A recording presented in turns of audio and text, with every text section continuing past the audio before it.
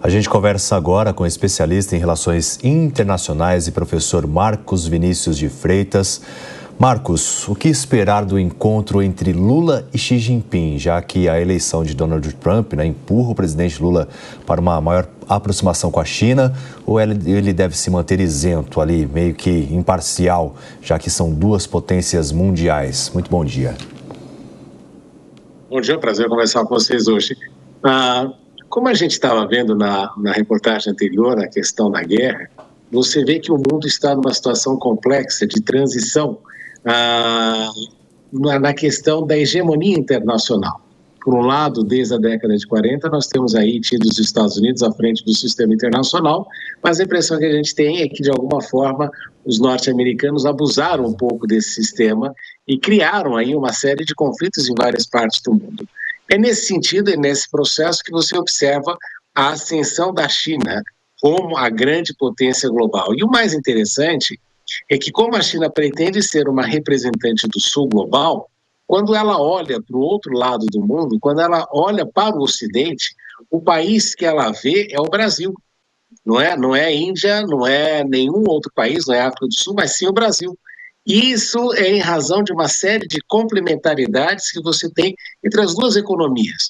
A China é um grande consumidor de produtos agrícolas brasileiros e o Brasil é um grande fornecedor de produtos agrícolas. Inclusive, tem agregado muito valor nos produtos agrícolas que vende para a China.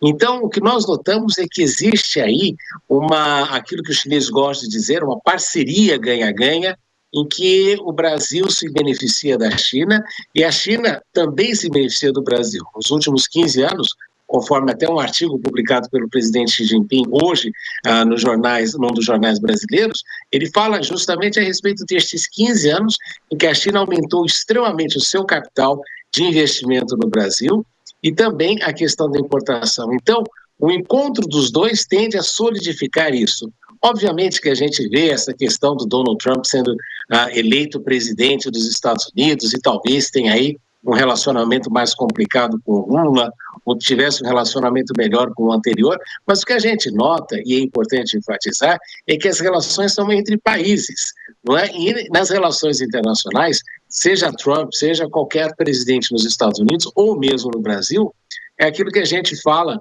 e reafirma sempre em relações internacionais uma frase de um ex-primeiro-ministro britânico, Lord Palmerston, que dizia que nas relações internacionais você não tem nem amigos perenes, nem inimigos perenes, a única coisa que é perene são os interesses.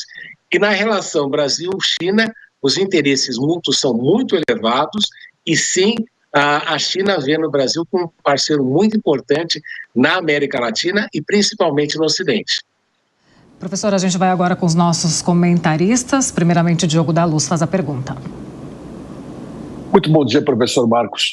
De ouvir a sua fala e outras a respeito, me fica cada vez mais a impressão que essas cúpulas, essas reuniões de dirigentes, nada resolve, pouquíssimo resolve, talvez. Mas o mais importante, será que são as reuniões paralelas entre dois dirigentes apenas, aquelas que são menos divulgadas, onde se estabelece acordos de relacionamento? Veja, isso é importante, né? As cúpulas, elas são a oportunidade de você trazer vários chefes de Estado justamente para ter este momento de interação entre eles, não é?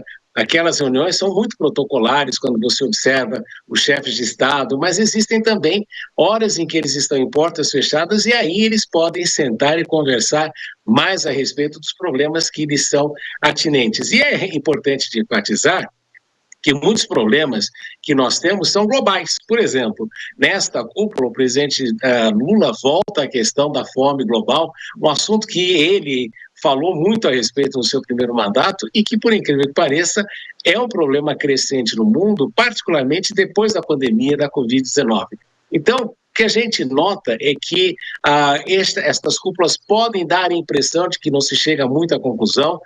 Muitas vezes existem verdadeiros entraves com relação à linguagem diplomática daquilo que vai constar no comunicado final, mas o importante é de que os países sentem para conversar. Eu sempre digo, é melhor você ter 20 chefes de Estado numa sala, mesmo discutindo coisas que possam ser considerados perfumaria, mas é importante que eles estejam conversando do que se eles não estiverem fazendo isso. Então, esse é um momento importante, particularmente nas reuniões que acontecem também nesses processos. Bom, a gente conversou com o professor de Relações Internacionais, Vinícius de Freitas, esclarecendo diferentes pontos sobre como o Brasil, o presidente Lula, mais especificamente, deve se comportar em relação a Estados Unidos e, do outro lado, a China. Muito obrigado pela participação aqui no Jornal da Manhã. Prazer sempre.